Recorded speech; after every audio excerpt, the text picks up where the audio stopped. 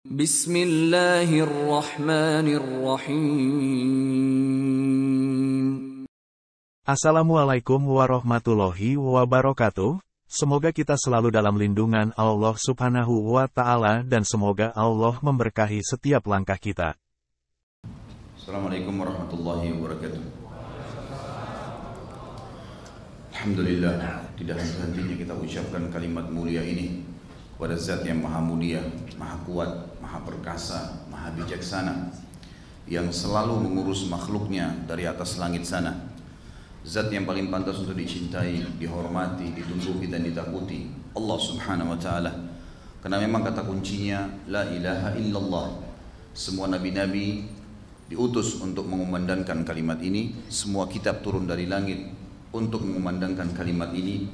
Ada surga dan neraka karena kalimat ini, yang berarti tidak ada Tuhan yang berhak disembah kecuali Allah. Berbahagialah orang yang berpegang teguh pada kalimat tauhid ini. Zat yang maha mulia ini telah menggantungkan segala nikmat yang diberikan kepada kita dari makanan, minuman, pakaian, kekuatan, atau apa saja untuk perputaran roda kehidupan kita di muka bumi ini dengan memuji namanya Alhamdulillah. Maka sering-seringlah saudaraku mengucapkan kalimat yang mulia ini. Lalu kita panjatkan salam hormat kita kepada manusia terbaik, manusia yang paling sempurna secara fisik, akhlak, jalur nasab, orang yang paling pantas dijadikan sebagai idola, sebaik-baik ayah, sebaik-baik suami, sebaik-baik teman dan sahabat, sebaik-baik guru, yang selalu akan menjadi impian orang-orang yang ingin menjadi baik. Manusia terbaik ini telah diberikan salam oleh Sang Pencipta Allah bersama dengan malaikatnya, maka sangat wajar kalau kita sebagai pengikut yang setia selalu mengucapkan salawat dan taslim kepada Nabi besar Muhammad sallallahu alaihi wasallam. Teman-teman sekalian, seperti biasa setiap sebulan sekali kita adakan tablik akbar tentang serial tokoh-tokoh terbaik manusia setelah para nabi, yaitu sahabat-sahabat Nabi Muhammad sallallahu alaihi wasallam.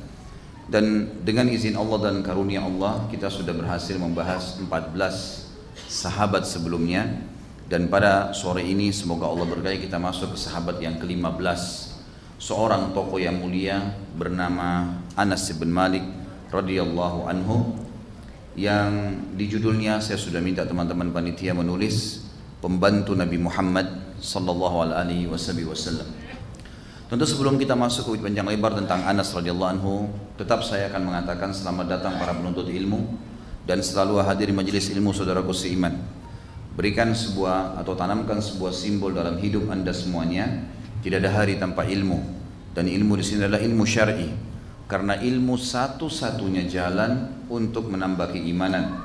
Dan kalau iman sudah ada, maka orang bodoh menjadi pintar, orang takut jadi pemberani, orang pelit jadi dermawan. Segala sesuatunya berubah menjadi baik. Maka jadikan sebagai sebuah simbol hidup, tidak ada hari tanpa ilmu. Dan juga kalau iman sudah ada, semua amal soleh akan mudah kita amalkan. Dunia akan jadi kecil, musibah akan jadi mudah, semuanya tertanggulangi. Dan seluruh maksiat akan mudah juga untuk ditinggalkan. Juga teman-teman sekalian, mempelajari sahabat ini sangat penting, karena mereka manusia biasa seperti kita. Kalau nabi-nabi memang manusia biasa juga, tapi dipilih oleh Allah. Cuma para sahabat, orang-orang yang menemani para nabi, lebih kurangnya sangat dekat dengan kita. Maka mudah, lebih mudah lagi kita mencontohi mereka. Terlebih lagi jumlah sahabat yang sangat banyak menyempurnakan informasi tentang baginda Nabi Muhammad SAW. Jadi makin banyaknya orang yang berteman dengan beliau, maka makin banyak informasi yang bisa kita dapatkan, sehingga makin sempurna tuntunan hidup kita. Salah satu yang sangat mulia dari para sahabat ini adalah pembantu Nabi Muhammad SAW, Anas bin Malik. Sungguh orang ini telah mendapatkan karunia yang sangat besar, dan karunia ini tidak semuanya orang miliki, termasuk di kalangan sahabat.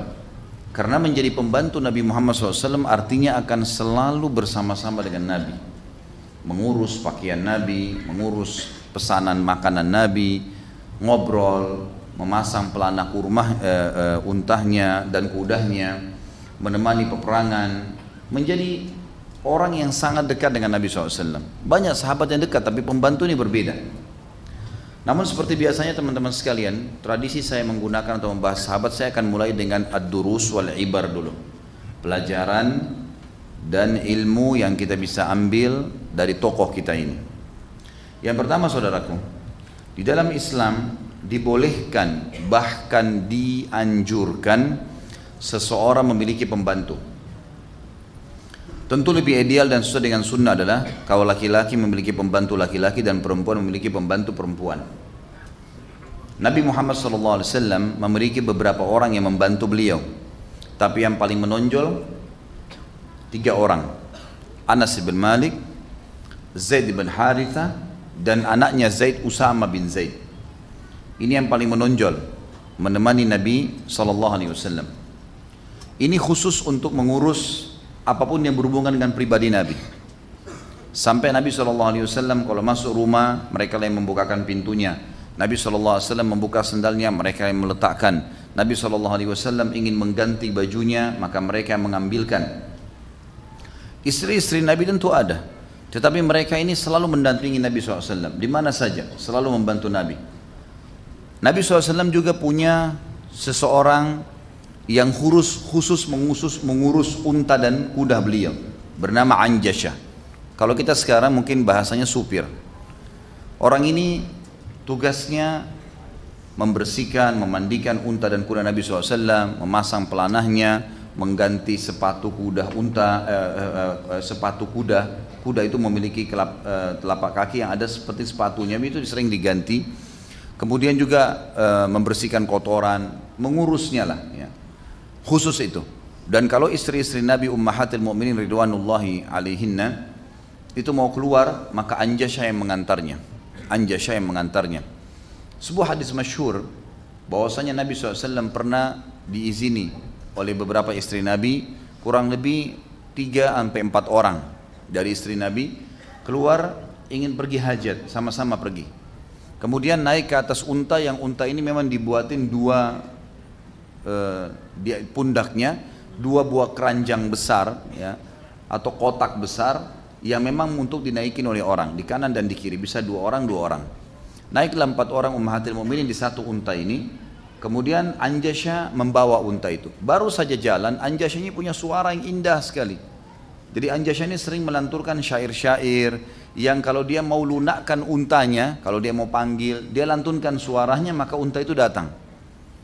Waktu baru jalan, Anjasyah ingin membuat supaya unta ini jalan nyaman, ya, tidak terganggu, maka dia melantunkan syair-syairnya. Baru saja dilantunkan, untanya ini menggoyang-goyangkan kepalanya sampai unta ini geranda yang ada di belakang itu sempat goyang.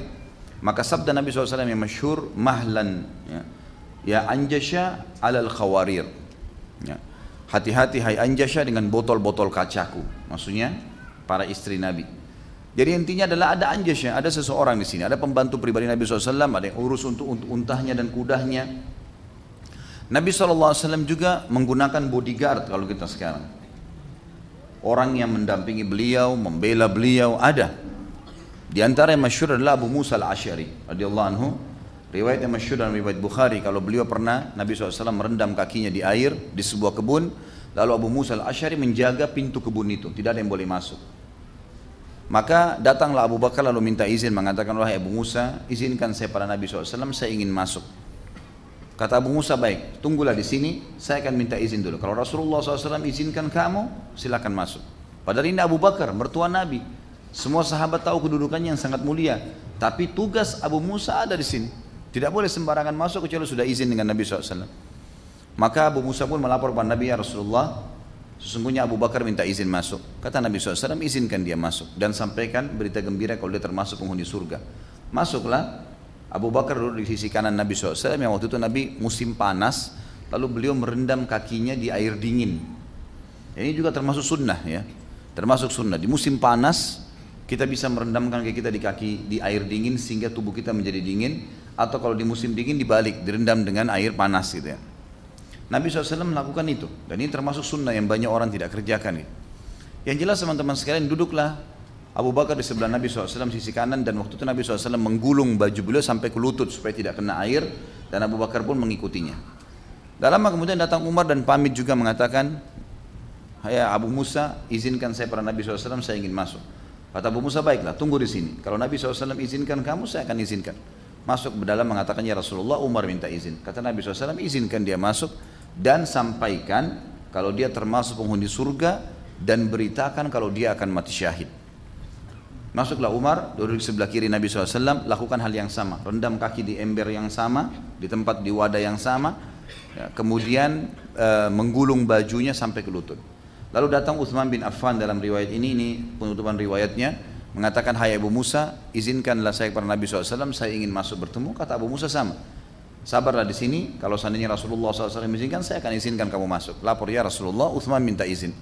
Kata Nabi SAW, izinkan dia masuk dan sampaikan kalau dia akan masuk surga dan pada saat dia meninggal akan ditutup dengan cobaan. Karena Uthman bin Affan dibunuh oleh para kaum pemberontak, Khawarij. Yang jelas teman-teman sekalian, waktu Uthman bin Affan masuk, Nabi SAW menurunkan bajunya, menutup lutut beliau. Maka Abu Bakar berkata sama Umar, ya Rasulullah, tadi waktu kami berdua masuk Anda tidak tutup, kenapa sekarang Anda tutup? Kata Nabi SAW, tidakkah saya malu dengan laki-laki yang malaikat pun malu padanya? Maksudnya Uthman bin Affan. Yang jelas teman-teman sekalian, ringkas cerita yang kita ingin sampaikan dari riwayat ini, adanya Abu Musa al-Asy'ari sebagai pendamping Nabi SAW. Abu Musa al-Asy'ari adalah pendamping Nabi dan penjaga Nabi dimanapun Nabi pergi, kalau di kota Madinah. Nabi ke pasar, Abu Musa di sebelahnya. Nabi tadi duduk di kebun ditemani oleh Abu Musa. Abu Musa ini jadi pengawal khusus.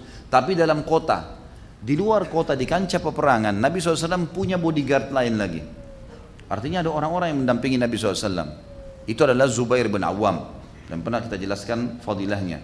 Waktu Nabi SAW menembus benteng Khaybar, kemudian di sana ternyata ada satu orang Yahudi keluar, tingginya mendekati pohon kurma.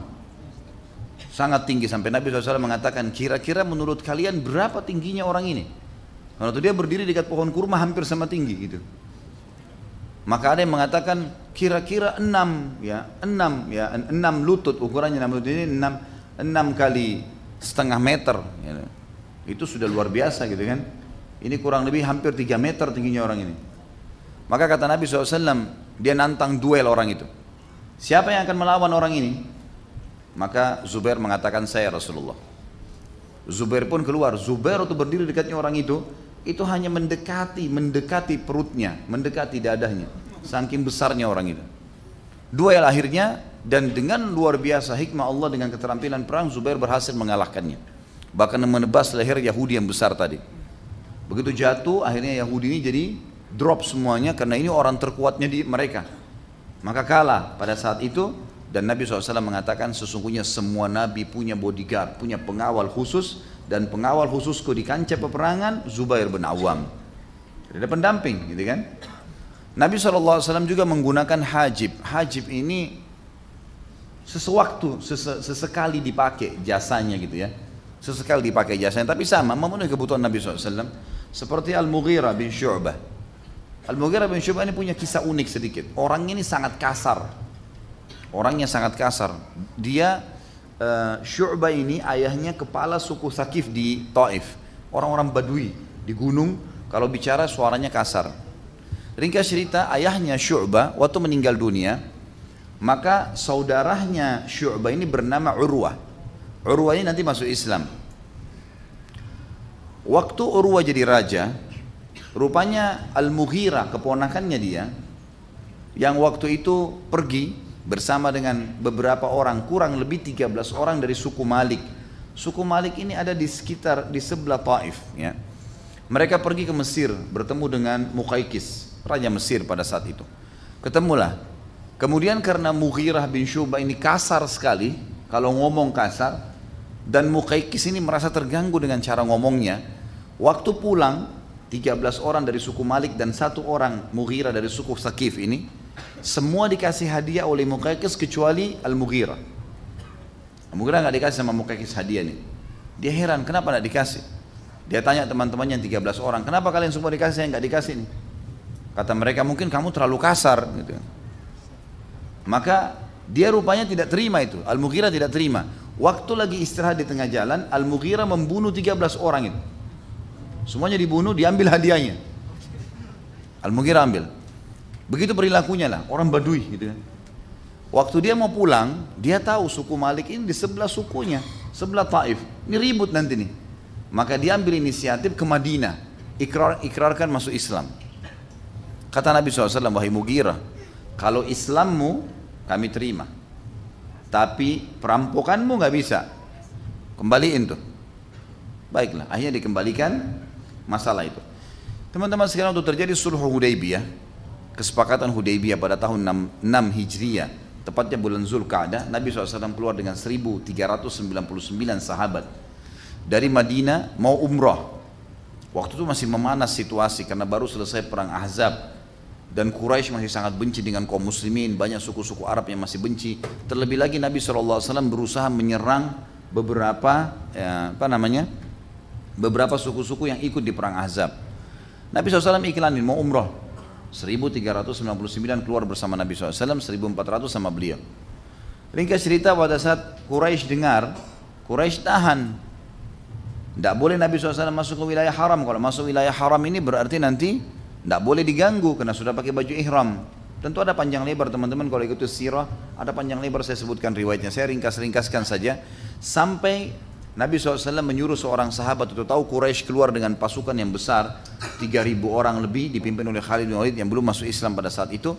Nabi SAW bilang pada sahabat, siapa yang bisa menunjukkan saya jalan yang tidak umum supaya kita bisa lewatin pasukan Quraisy ini tiba di wilayah haram.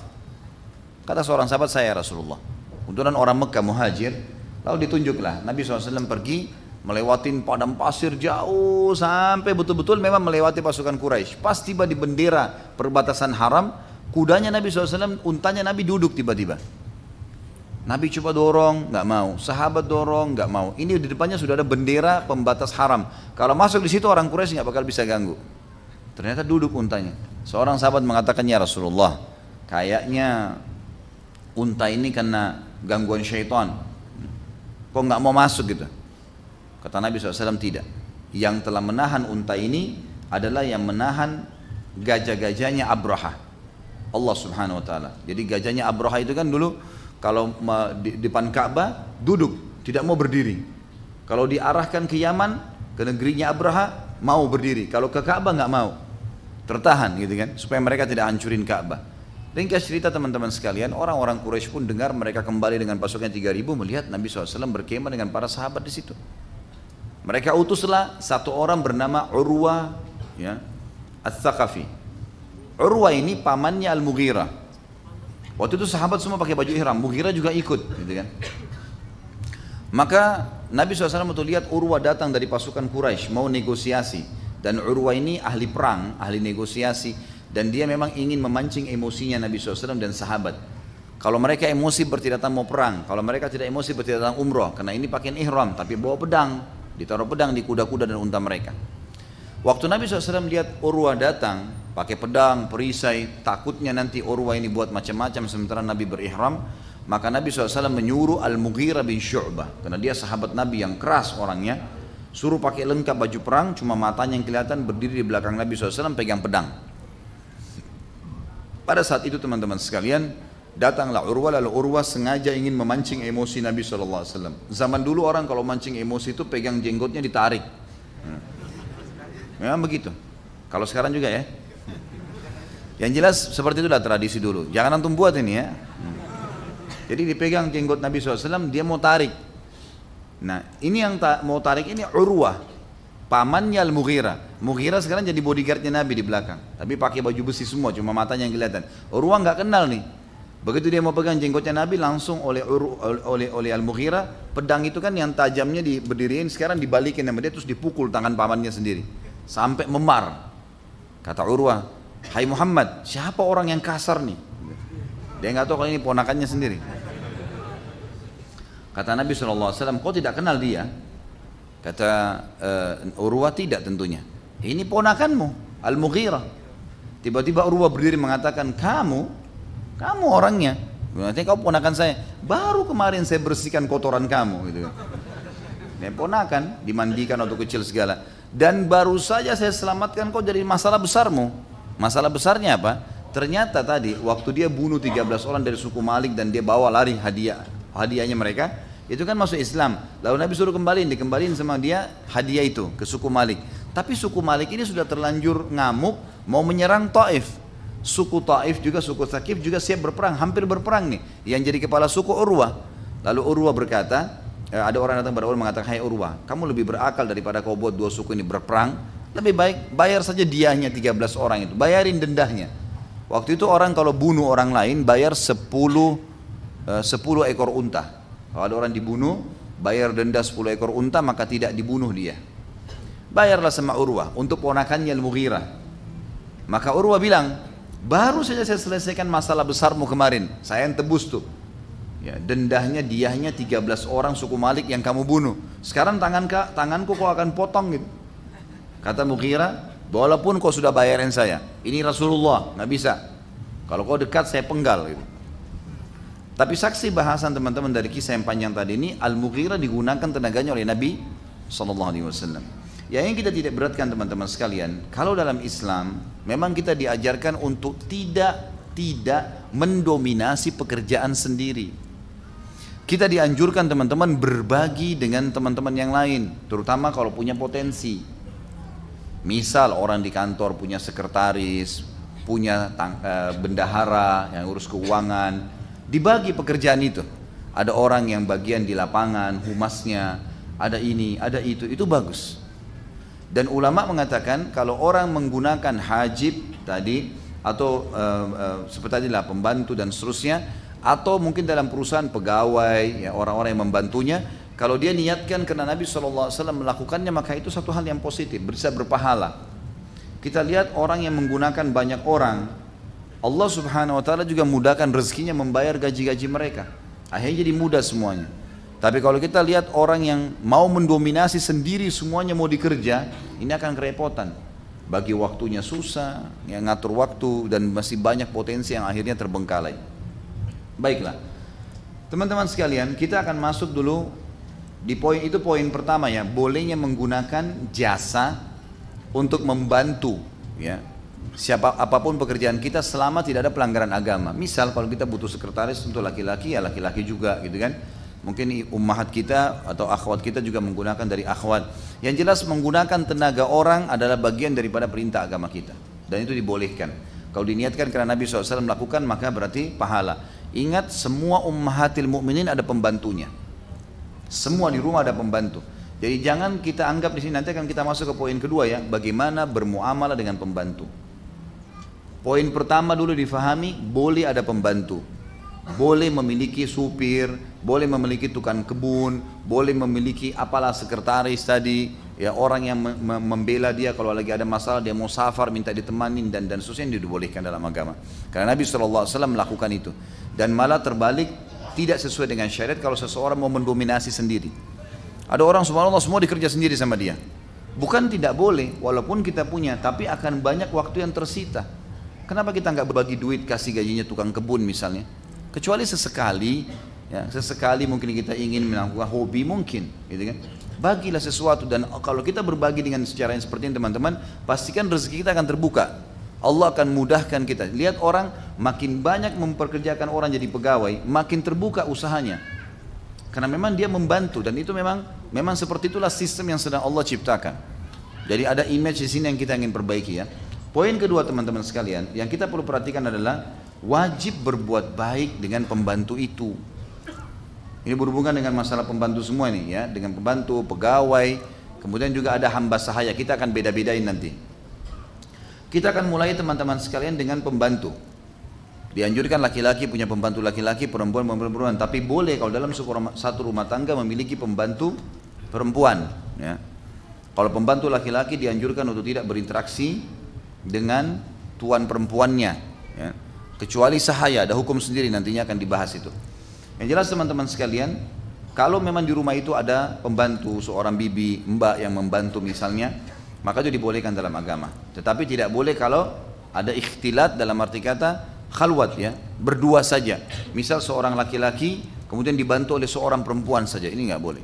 Atau seorang perempuan dibantu oleh seorang laki-laki saja, ini nggak boleh. Tapi kalau satu keluarga besar maka dibolehkan. Baik, kita masih sebenarnya begini saja ya, ibrah yang pertama yang kita ambil adalah bolehnya menggunakan pembantu. Lalu kita sebutkan atau tenaga-tenaga pegawai, tenaga kerja dan seterusnya.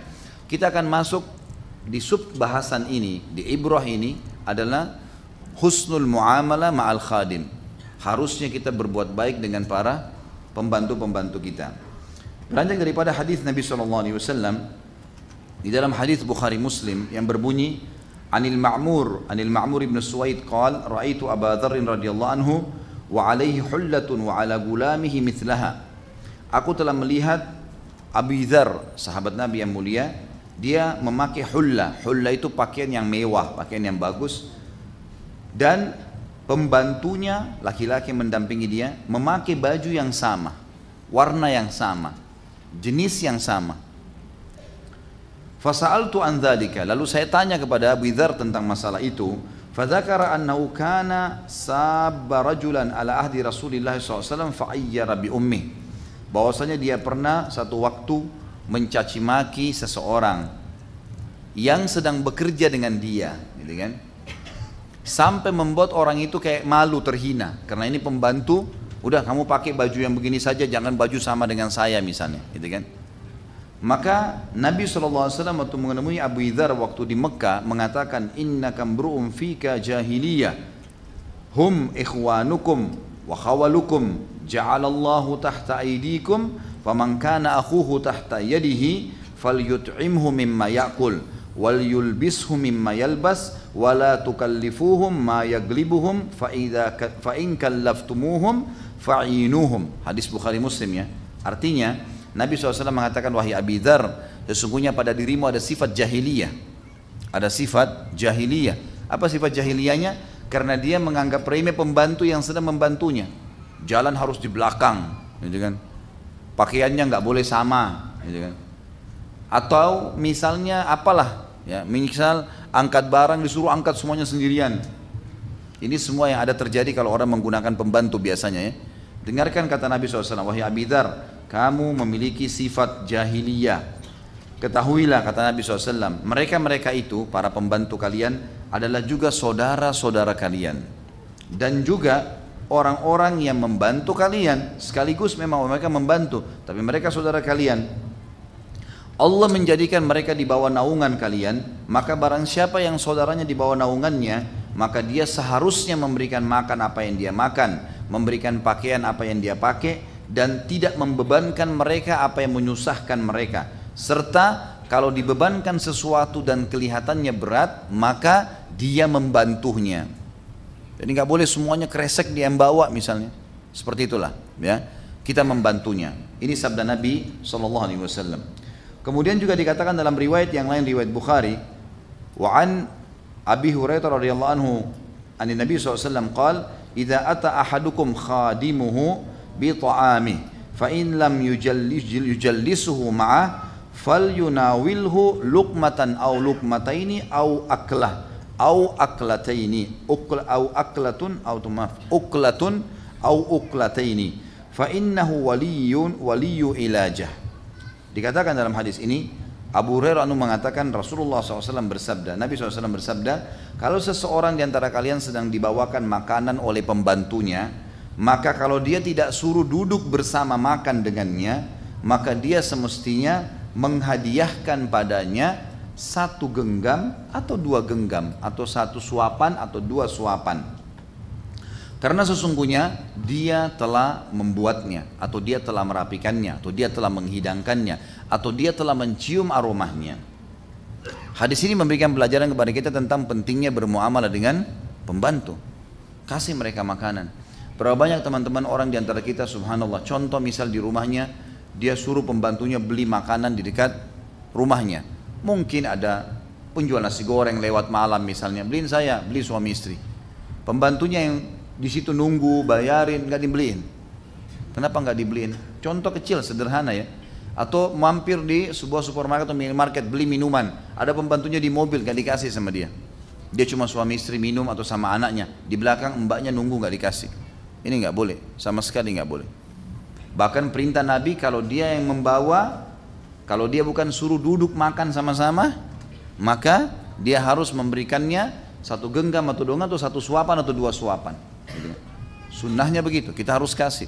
Jadi kalau antum suruh beli nasi padang misalnya seseorang sapam di kantor misalnya, atau OB yang sedang kerja di kantor, ini tolong beliin, beli dua akhi, Ya, beli 3, bungkusin buat mereka, kasih yang sama. Itu sunnah Nabi SAW, harusnya begitu. Ada orang subhanallah, saya temukan banyak kasus begitu. Ya. Begitu ada pembantu di rumah, ada makanan datang baru dibeli, sudah ditata di kulkas rapi, buah-buahannya, jusnya, segala macam hal. Pembantunya diwanti-wanti, nggak boleh sentuh ya, nggak boleh makan. Ini luar biasa super pelit. Gitu. Gimana caranya dia nggak berbagi nih? Sampai kadang-kadang lebih baik rusak daripada berikan pembantunya. Ini wa na'udzubillah. Dipastikan orang seperti ini mustahil pembantunya betah, mustahil. Tapi kalau dianggap sebagai keluarga sendiri, saya tahu ada beberapa jemaah saya yang sampai mengatakan, untuk saya jelaskan hadis-hadis yang serupa seperti ini. Ada yang sampai sudah 13 tahun tinggal pembantunya, ada yang sampai pembantunya tua sekali, gitu kan? Tinggal sama dia nggak mau pulang. Ada kakak saya di Surabaya, itu pembantunya sampai tua, mungkin sudah sampai, kalau tidak salah mungkin sudah hampir 70 tahun ya. Tetap sama kakak saya, anaknya jemput nggak mau. Udah saya sama ditunjuk sama kakak saya gitu. Ini tinggal sini. Nanti kalau kalian butuh datang aja ke sini. Jadi dia sudah merasa sangat nyaman. Karena apa yang kakak saya makan dikasih juga dia, apa yang diminum dikasih juga dia, sama. Pakaian diberikan hadiah. Dia anggap seperti rumahnya sendiri. Termasuk teman-teman sekalian perhatikan, jangan pernah anggap remeh mereka dengan memberikan kamar-kamar yang kotor seperti gudang, seakan-akan tidak ada nilainya. Dia manusia. Kalau ekonominya seperti kita, dia tidak akan jadi pembantu, gitu kan? Kenapa? Kenapa memang kalau di kamar mereka dipasangin AC? Kalau memang Allah ada kelebihan rezeki, kenapa nggak dikasih AC? Bukankah kalau dia nyaman juga dia jadi fit, jadi bagus tenaganya, kerjanya juga jadi bersih, kan gitu? Mestinya, idealnya begitu. Mestinya nggak boleh beda-bedain. Karena dalam Islam ini teman-teman, betul memang Allah menjadikan mereka sebagai orang yang membantu kita, tapi kita punya adab-adab syar'i, adab-adab syar'i, gitu kan? Sampai Talha bin Ubaidillah radhiyallahu anhu, sahabat Nabi yang mulia, itu punya budak jumlahnya puluhan orang. Tapi kalau Talha jalan sama, sulit dibedain mana Talha dengan yang orang-orang budak-budaknya nih. Susah dibedain.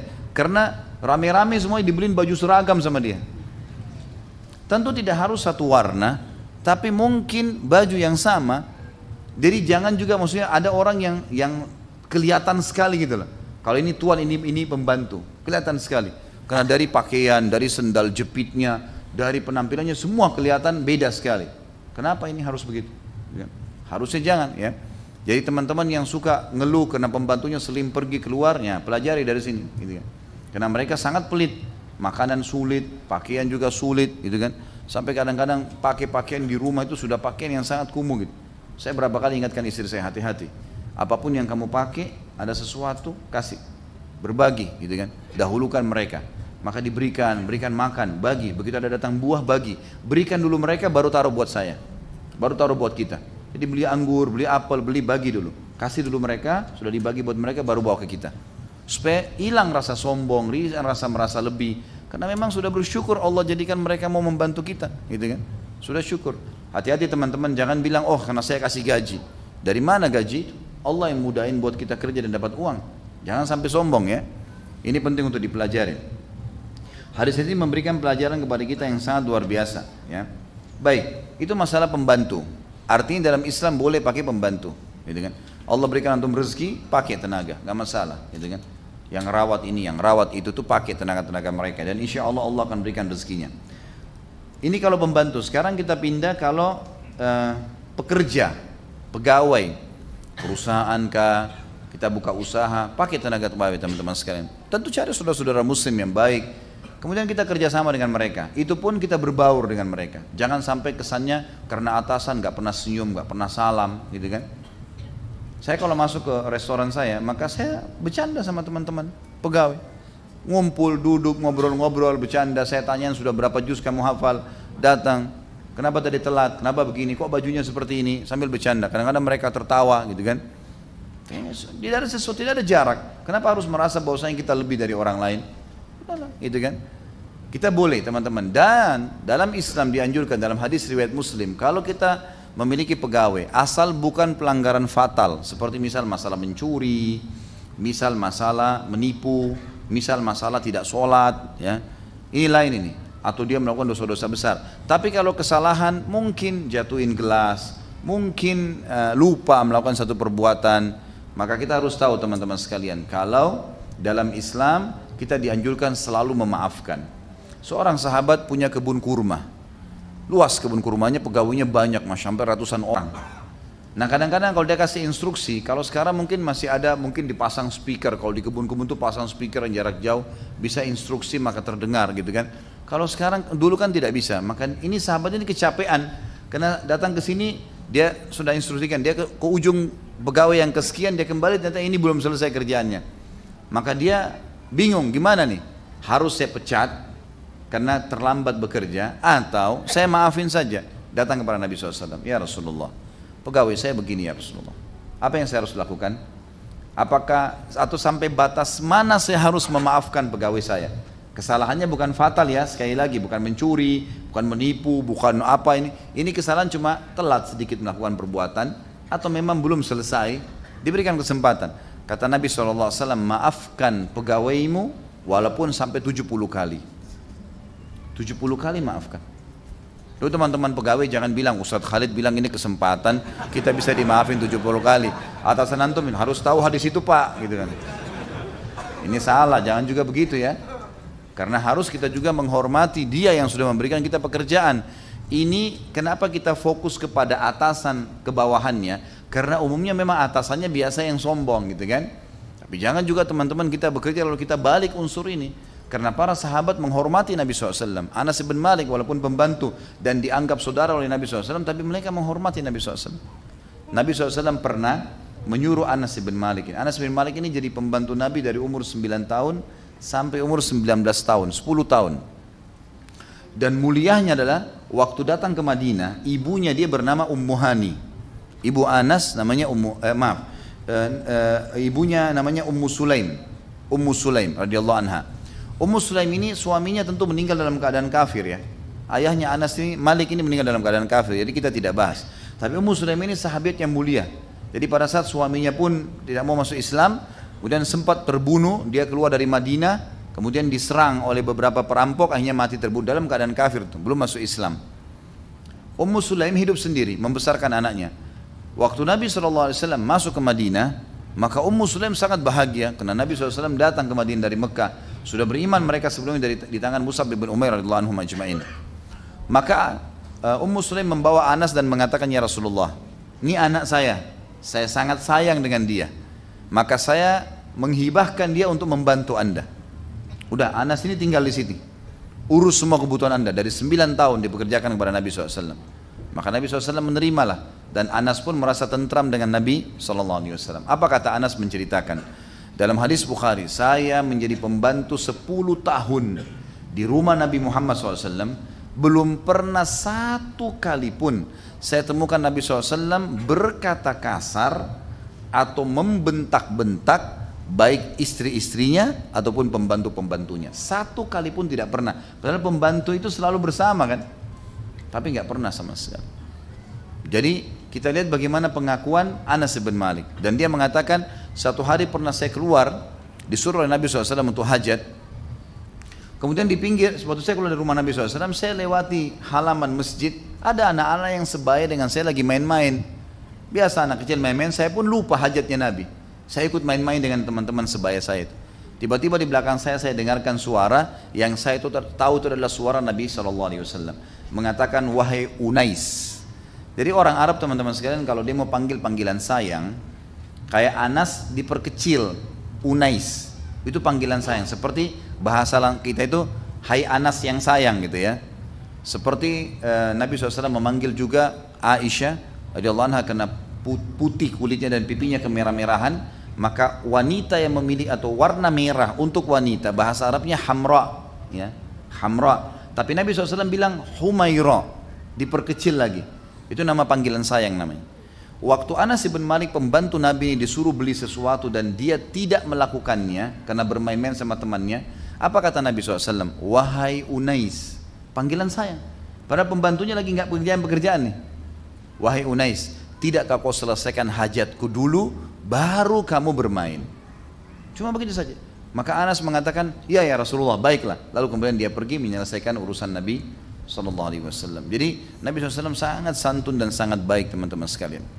Tentu dalam pekerjaan juga kita dianjurkan mencari pegawai-pegawai teman-teman ini yang mukmin, yang beriman, yang bisa dipercaya.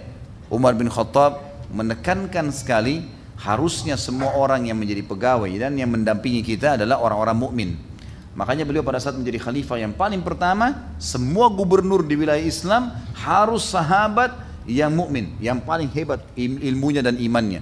Ditaruh. Nanti sahabat-sahabat yang jadi gubernur itu dijadikan di tangan-tangan kanannya lagi orang-orang yang membantu masalah administrasi, ya, masalah strategi perang. Nanti ada yang dampingin lagi. Tapi mereka-mereka ini diangkat dulu menjadi pemimpin. Seperti itulah. Dan dia menganggap bahwasanya orang yang mengenal Tuhannya, kata Umar, yang orang yang mengenal Tuhannya pasti akan memberikan hak makhluk, gitu kan? Seperti itulah gambarannya. Baik, itu kalau berhubungan dengan pegawai. Sekarang kita masuk ke masalah hamba sahaya. Kalau terjadi peperangan antara muslimin dengan orang kafir, pernah saya jelaskan di beberapa bahasan kita yang lalu, maka kita mendapatkan hamba sahaya.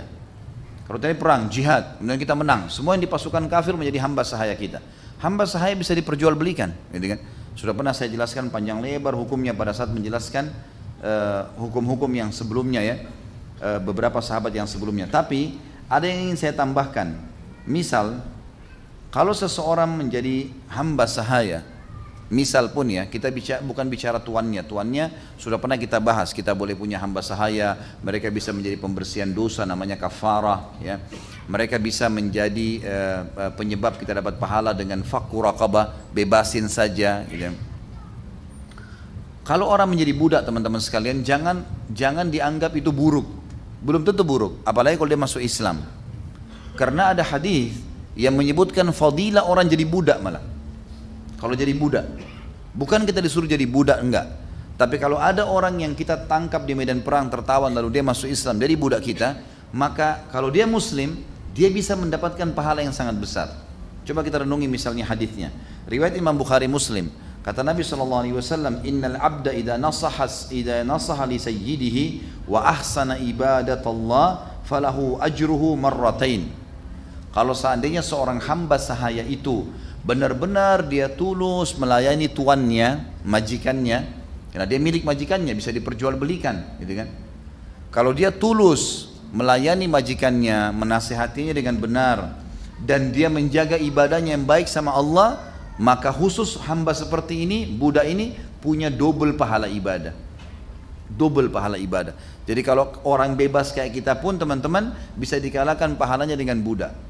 Apa yang kita ambil benang merah dari hadis ini? Ternyata nggak boleh nganggap remeh budak ini, gitu kan? Nggak boleh anggap remeh dari pembantu, nggak boleh anggap remeh pegawai.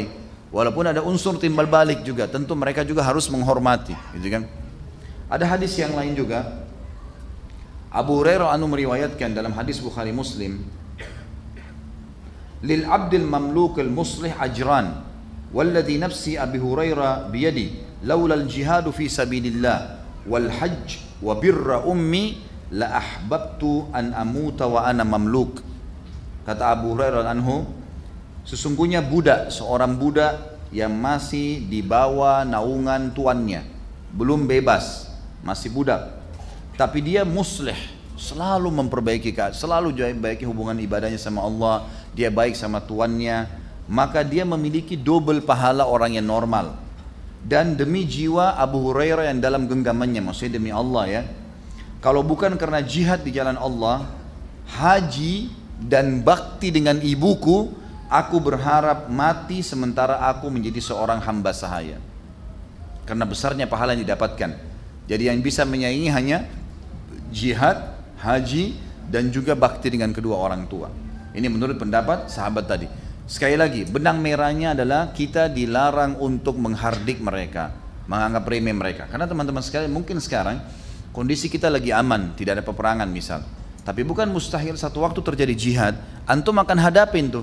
Kalau berhadapan dengan pasukan lalu kita menang, memang mereka jadi hamba sahaya. Nah, banyak orang memperlakukan tawanan. Kalau orang-orang kafir, teman-teman sekalian, bobrok sekali.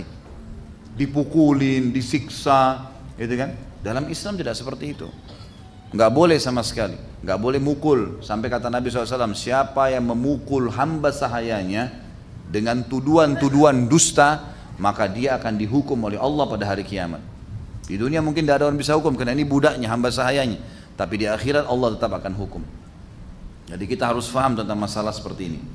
Kemudian juga Abu Musa al-Asy'ari radhiyallahu anhu mengatakan, di dalam sebuah hadis riwayat Imam Bukhari, Qala Rasulullah sallallahu alaihi wasallam al-mamluku alladhi yuhsinu ibadata rabbah wa yuaddi ila sayyidihi alladhi alaihi minal haqqi wan nasiha wat ta'ata lahu ajran. Sesungguhnya seorang hamba sahaya yang memperbaiki ibadahnya dengan Tuhannya dan selalu memberikan hak tuannya yang harus dia berikan, serta dia menasihati dengan baik dan taat kepadanya pada hal yang bukan berbau maksiat, akan mendapatkan double pahala. Hadis yang lain riwayat Imam Bukhari Muslim juga berbunyi sama dari Abu Musa al-Asy'ari radhiyallahu anhu mengatakan kalau Rasulullah SAW thalathatun lahum ajran. Ada 3 golongan manusia dalam Islam yang akan mendapatkan double pahala. Double pahala. Maka disebutkanlah yang pertama, rajulun min ahlil kitab amana bi nabiyhi wa amana bi Muhammadin sallallahu alaihi wasallam. Seseorang dari ahli kitab Yahudi dan Nasrani yang beriman kepada nabinya, kemudian melanjutkan imannya dengan beriman kepada risalah Muhammad sallallahu alaihi wasallam, masuk Islam.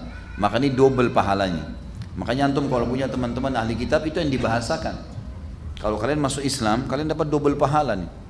Double pahala karena kalian sudah mengikuti ajaran Nabi sebelumnya, sekarang ikuti ajaran Nabi sesudahnya. Maka ini double pahalanya. Yang kedua adalah wal abdul mamluk idza adda haqqallahi wa haqqa mawali. Seorang hamba sahaya yang memberikan hak Tuhannya dan memberikan hak Tuhannya dan hak tuannya. Kalau dia berikan maka double pahalanya.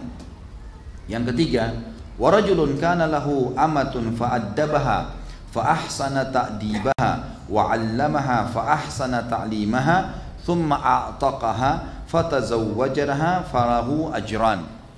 Yang ketiga, seorang laki-laki yang memiliki budak wanita. Budak wanita sama tadi di kancah peperangan.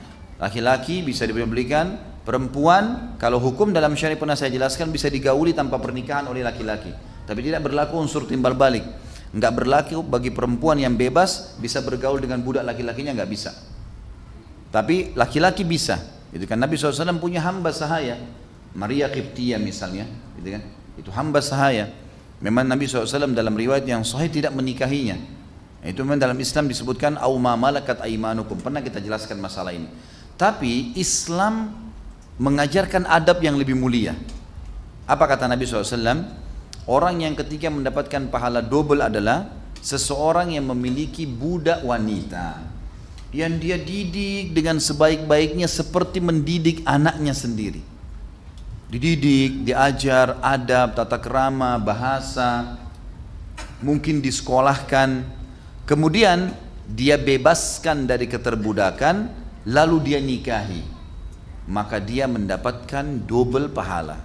Orang ini dapat double pahala. Artinya walaupun budak sahaya wanita boleh digauli tanpa pernikahan, tetapi kalau dibebaskan dinikahi jauh lebih afdal, pahalanya double, gitu kan? Dan ini teman-teman sekalian, tentu kita bicara masalah hamba saya berarti bicara masalah tawanan perang ya. Sekali lagi, orang-orang selain muslim, agama selain muslim ini luar biasa bobroknya dalam masalah tawanan nih. Di dalam Islam tawanan tidak boleh diganggu gugat. Sampai Nabi SAW lalu mengingatkan, berbuat laiklah pada asir. Asir itu adalah tawanan.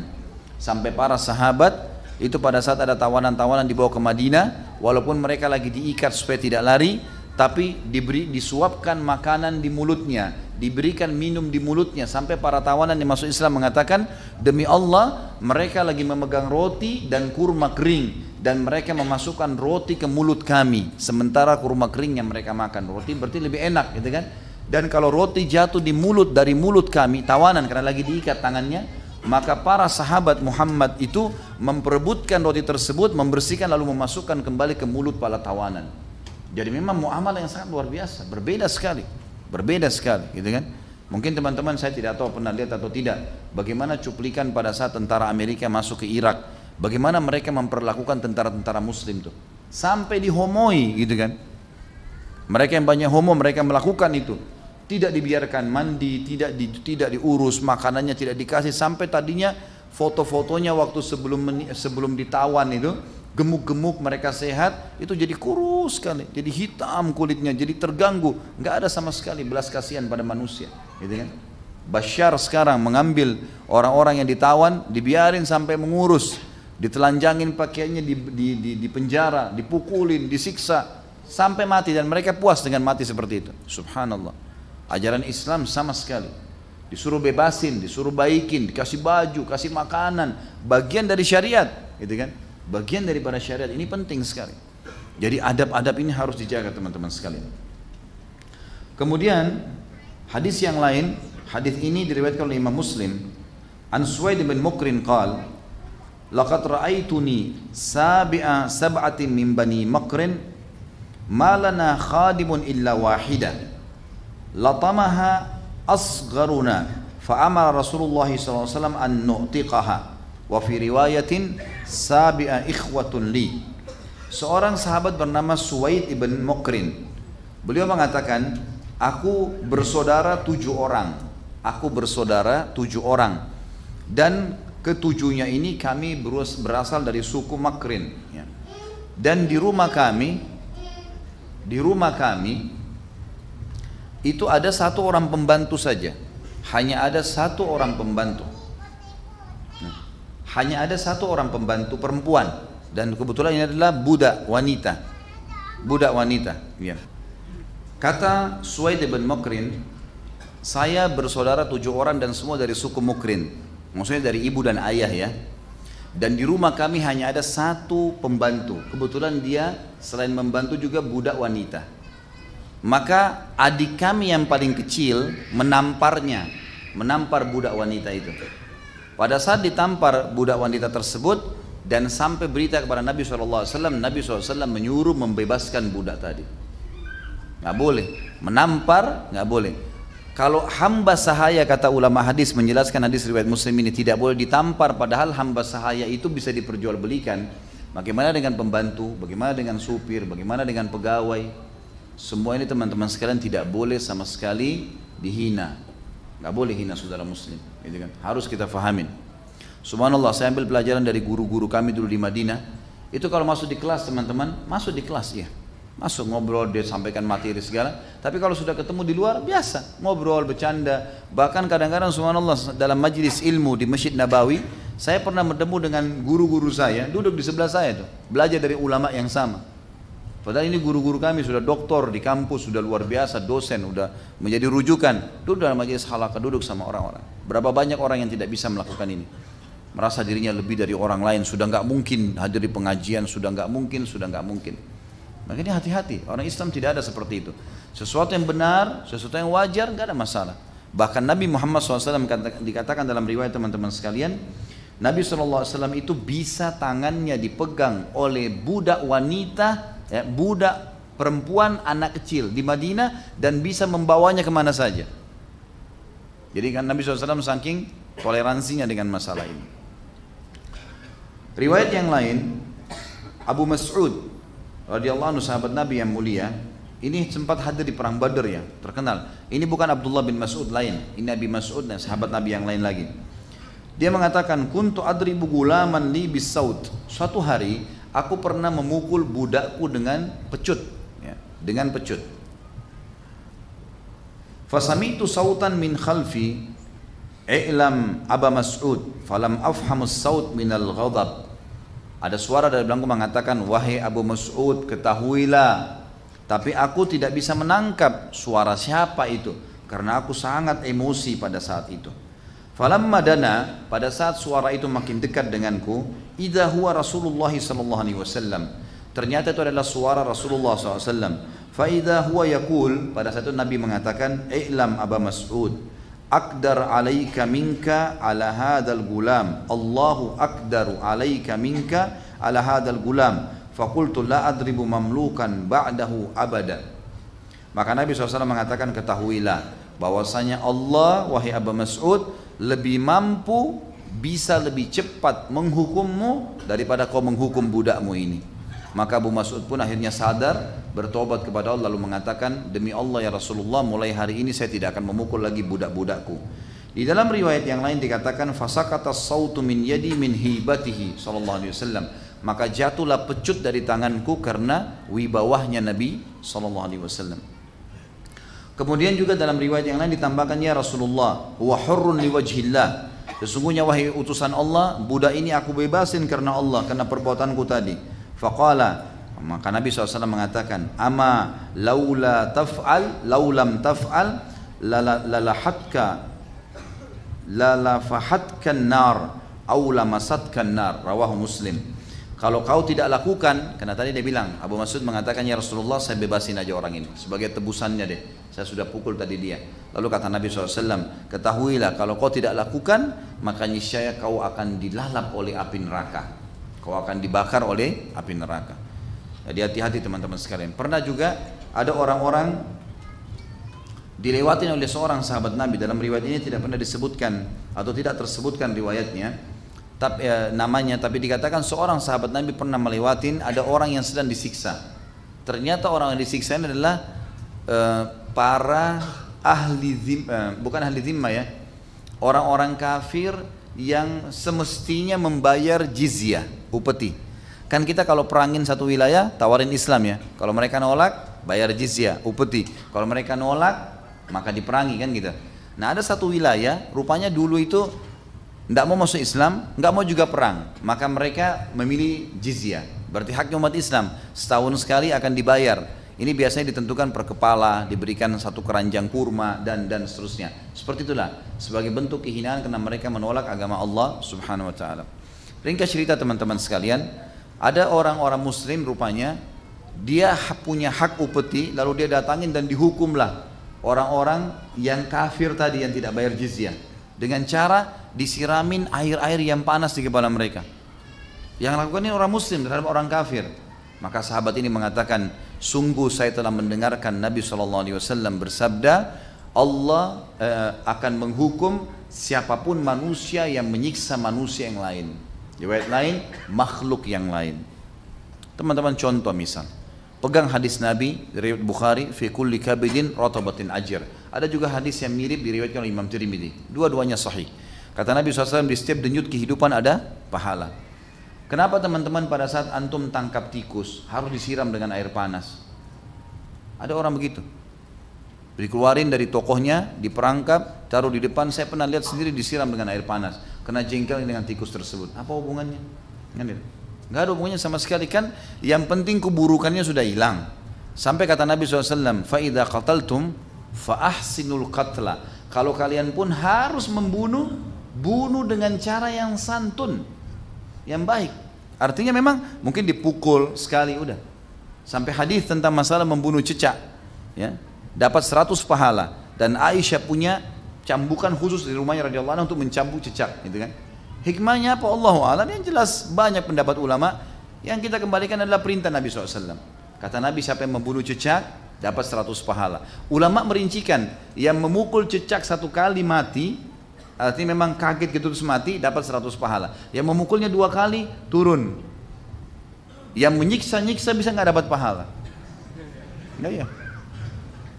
Ada orang pernah, teman saya, waktu itu saya masih SMA, yang masih di Madinah. Kami baru masuk di Madinah. Semoga Allah maafkan. Saya satu kamar bersama orang Indonesia sama-sama. Pas siang, kami lagi tidur siang. Sebenarnya ada AC. Entah dari mana tuh lalat. Ganggu lagi tidur nih. Saya udah ngusir-ngusir, lalatnya tetap ada. Rupanya dia tidur di sebelah saya gitu. Entah bagaimana saya tertidur, pas saya bangun, rupanya dia udah nangkap lalat itu. Dipegang sama dia lalat itu. Diangkat meja belajar kami diangkat, ditaruh di kakinya. Loh, kenapa akhi? Tadi ganggu ana nih. Gitu. Apa hubungannya nih? Kan kalaupun harus lepaslah ke udara udah selesai kan. Misal contoh ya. Kalaupun mau bunuh mungkin dikepuk terus mati selesai. Ini enggak, dijepit, ditaruh di atas. Di bawah kaki meja diangkat, ditaruh, dijepit. Ini lalatnya begitu. Gimana kalau dia punya anak tuh? Mana kalau dia punya istri kan gitu ya. Itu bahaya loh, terbawa ya. Orang yang terbiasa melayankan tangan, biasa mukul, biasa caci maki, ini terbawa kemana-mana loh. Tapi kalau kita terbiasa lembut, santun gitu kan. Nabi SAW itu cirinya dengan para sahabat teman-teman, kalau jalan semuanya dianggap seperti tidak punya keterampilan bela diri. Seperti orang biasa sekali kalau jalan. Enggak kakinya ribut kah, enggak kelihatan sombong kah, enggak, biasa saja. Sampai nggak tahu. Dan sampai kadang-kadang musuh-musuh Islam menganggap para sahabat itu biasa semua. Bukan ahli perang nih, kelihatannya dari penampilannya gitu. Waktu mereka bertemu baru mereka kaget. Ternyata orang ini luar biasa, gitu kan. Orang yang luar biasa. Jadi memang kita disuruh merendah, ya. Tidak usah pamer-pamer sana sini. Saya yakin teman-teman sih, masya Allah banyak yang ahli bela diri, saya yakin. Kalau baru belajar 2-3 jurus biasanya cari gara-gara di jalan tuh. Hah? Tapi kalau sudah pintar, sudah mahir, pasti nggak kelihatan. Biasanya begitu. Baiklah. Yang jelas teman-teman sekalian itu beberapa hadis Nabi tadi. Dan ada hadis yang lain riwayat Imam Muslim, kata Nabi SAW, man daraba gulaman lahu haddan lam ya'tihi aw latamahu fa inna kaffaratuhu an yu'tiqah. Kalau seandainya ada seseorang memiliki hamba sahaya, lalu dia memukulnya, menamparnya, memukulnya, meninjunya, menendangnya, semua masuk dalam bahasan ini, atau dia mencambuknya dengan alat, ya, maka dendahnya, kafarahnya dia membebaskan dari keterbudakan. Udah nggak boleh lagi sama dia, udah bebasin, itu dendahnya, maka dia akan selamat dari hisab pada hari kiamat tentunya.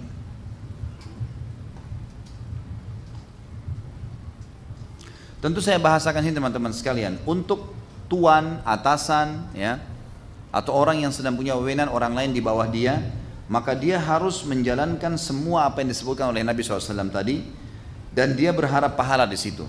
Begitu pula dengan orang yang sedang diperlakukan baik dari pembantu, pegawai dan budak hamba sahaya, mereka juga harus benar-benar memposisikan diri untuk menghormati tuan yang telah berbuat baik. Karena kata Nabi SAW, ya, al jaza min jinsil amal, balasan akan datang sesuai dengan kadar perbuatan seseorang. Ini semua panjang lebar teman-teman, pelajaran pertama, ibrah. Dan ini memang yang paling banyak kita sedang titik beratkan, tentang bolehnya menggunakan pembantu, bodyguard tadi, sekretaris, pegawai, segala macam. Dan kemudian hukum-hukum yang berhubungan dengan mereka, fadilah-fadilahnya, kalau kita berbuat baik, ataupun mereka yang menjadi pembantu tadi, supir kah, tukang kebun kah, atau apa saja, semua ini teman-teman. Dan ini bukan pekerjaan yang buruk, pekerjaan yang baik. Sampai Abu Hurairah tadi mengatakan, kalau bukan karena jihad, haji, bakti sama ibu saya berharap mati dalam keadaan saya hamba sahaya. Baik. Pelajaran yang kedua, nanti ini kita baca dalam kehidupannya Anas bin Malik, ya. Ini saya sebutkan pelajarannya dulu, baru kita masuk ke riwayat hidup beliau. Jadi yang kedua adalah Anas bin Malik, karena menjadi pembantu Nabi, maka beliau termasuk orang yang paling banyak meriwayatkan hadis, ya. Yang meriwayatkan hadis laki-laki ada dua, yang paling banyak Abu Hurairah dan Nabi dan Anas bin Malik. Sebagian ulama juga mengatakan Anas bin Malik, karena memang dia banyak sekali meriwayatkan hadis, gitu kan, banyak sekali. Jadi bisa ribuan hadis yang disebutkan oleh Anas bin Malik, dan rata-rata hadis ini semuanya kuat, ya. Kemudian yang kita ambil pelajaran di sini, pelajaran yang kedua adalah bagaimana Anas karena menjadi pembantu, maka dia telah mengambil pelajaran yang sangat besar dari kehidupan Nabi SAW, termasuk dalam masalah ibadah. Sampai dinukil, kalau di dalam buku kita ini disebutkan bahwasanya tidak ada orang yang sholat seperti sholatnya Nabi SAW mengalahkan Anas bin Malik. Jadi memang sholatnya seperti sholat Nabi SAW. Ini ada disebutkan tentunya di buku kita, ya.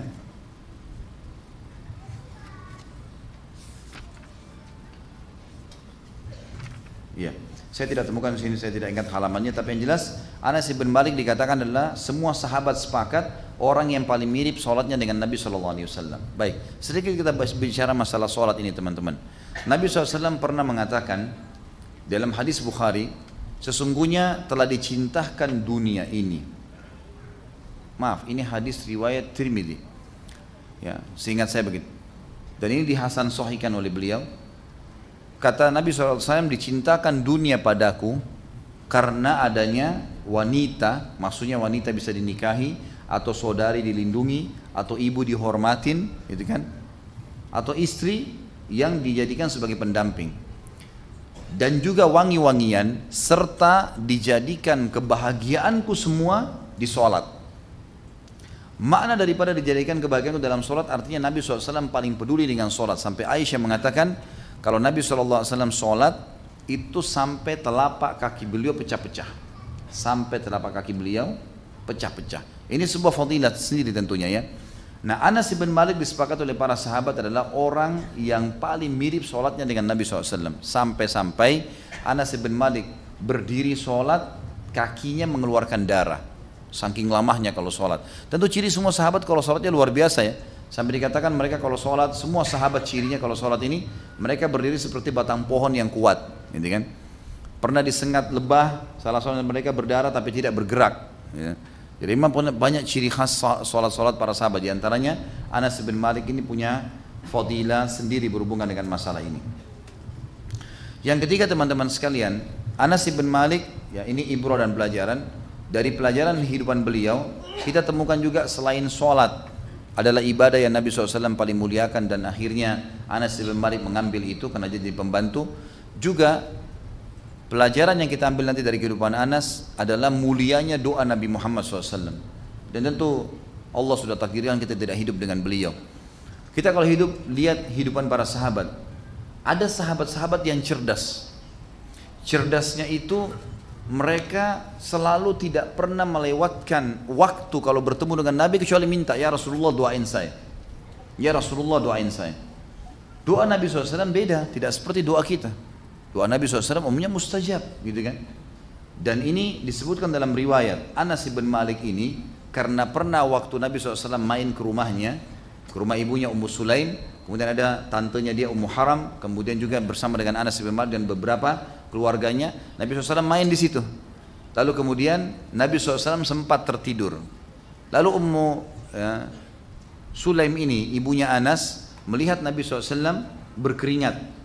Lalu dia pun mengambil botol-botol, diletakkan di bawah pakaian Nabi SAW. Jadi beliau tidur di ada seperti kalau kita kursi, tapi kursinya dari pelapa-pelapa kurma. Ada netes keringat Nabi, diletakkanlah botol di bawahnya sehingga jatuh keringat tersebut. Lalu Nabi SAW terkaget. Lalu Nabi mengatakan, apa yang kau lakukan? Dia Ummu Sulaim mengatakan ibunya Anas, ya Rasulullah, saya jadikan keringat anda minyak wangi buat saya dan anak-anak saya. Kata Nabi SAW dalam sebuah riwayat, asabti, kau sudah mendapatkan itu. Lalu Ummu Sulaim mengatakan, ya Rasulullah, ini Anas nih, Anas, saya punya hajat penting. Ya. Kata Nabi SAW, apa hajatnya? Doakan dia, doakan dia. Maka keluarlah doa Nabi SAW yang masyhur, dan ini kemuliaan buat Anas radhiyallahu anhu yang disebutkan dalam banyak riwayat sahih. Dan ini kalau teman-teman yang pegang buku di lembaran pertama di halaman 103 di buku kita ini, doa Nabi, Allahumma akthir malahu wa waladahu wa barik lahu fi. Ya Allah, perbanyaklah harta dan anaknya dan berkahilah untuknya harta dan anak itu. Tentu teman-teman sekalian, kalau kita mau baca tentang kisah berhubungan dengan masalah ini, kita bisa melihat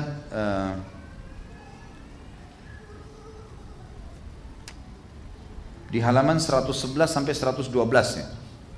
Silakan kalau yang pegang buku dibuka dulu halaman 111 sama 112. Ada beberapa riwayat yang berhubungan dengan masalah itu. Di situ ditulis oleh penulis ini keberuntungan meraih doa Nabi SAW. Riwayat pertama, Anas bin Malik berkata, sungguh beruntung. Anas bin Malik sungguh beruntung kata penulis bisa meraih doa Nabi SAW. Diriwayatkan dari Anas, ia berkata, Rasulullah SAW berdoa untukku, Allahumma akthir ma'alahu wa waladahu wa atil hayatah. Ya Allah, perbanyaklah harta dan anaknya serta panjangkanlah umurnya.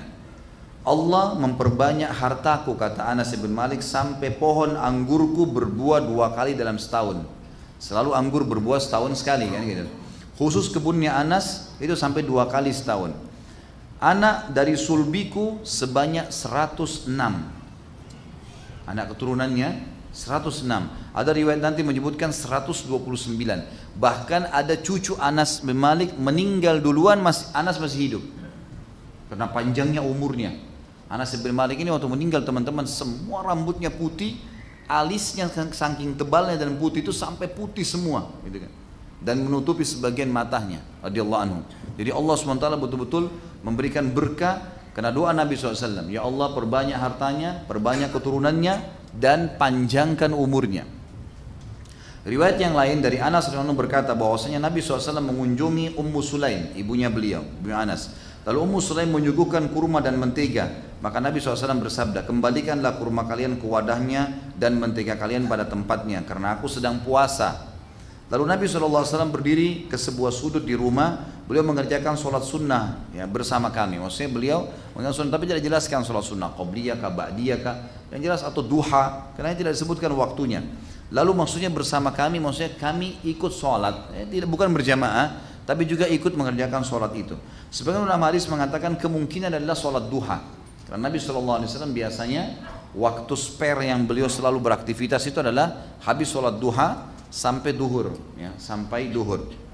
Lalu beliau pun mendoakan Ummu Sulaim dan keluarganya. Ummu Sulaim berkata kepada Nabi SAW, wahai Rasulullah, ibunya Anas nih, sesungguhnya aku mempunyai sesuatu yang khusus, ada yang aku ingin minta ya Rasulullah. Kata Nabi SAW Nabi SAW bertanya, apa itu? Ummu Sulaim mengatakan, Anas pelayanmu. Maka Nabi SAW tidak membiarkan kebaikan dunia dan akhirat kecuali beliau mendoakan untukku, kata Anas. Kemudian beliau bersabda, Allahumma rzuqhu malan wa walada wa barik lahu fi. Ya Allah, perbanyaklah harta dan anak-anaknya serta berkahilah dia padanya. Anas berkata, sesungguhnya aku termasuk orang Ansar yang paling banyak hartanya. Aminah, anak perempuanku, menyampaikan kepadaku bahwa sampai kedatangan Hajjaj di Basra. Nah, ini tahunnya sudah cukup jauh ya, sudah tahun 60-an sekian ya. Telah dikubur anak dari tulang sulbiku sebanyak 129 orang.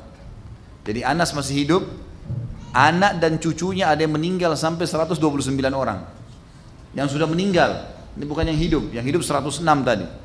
Jadi 200 orang lebih. Allah Subhanahu wa taala berkahi. Dari Anas juga berkata riwayat yang hampir sama, tapi kita bacakan supaya lengkap ya.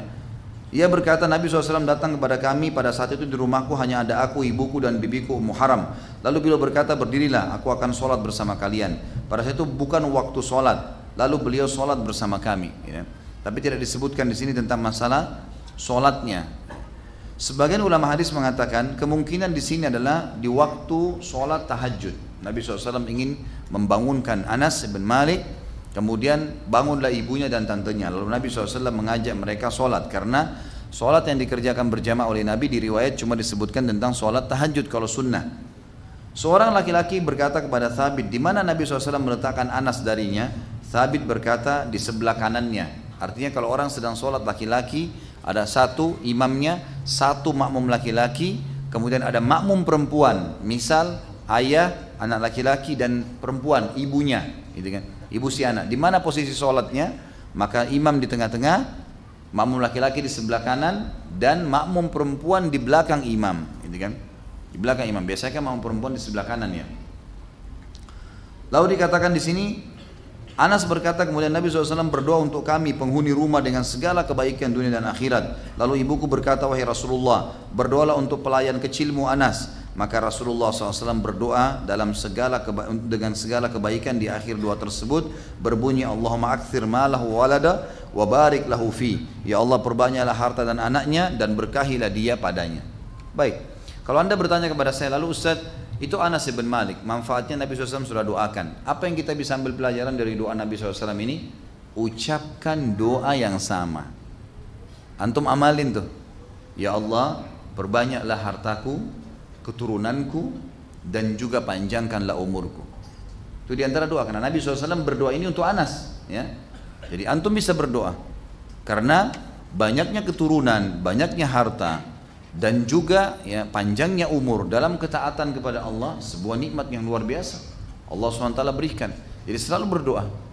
Bahkan sebagian ulama salaf mengatakan, ya Allah, karuniakanlah aku ilmu dan harta, dan jadikanlah aku menghabiskan keduanya di jalanmu.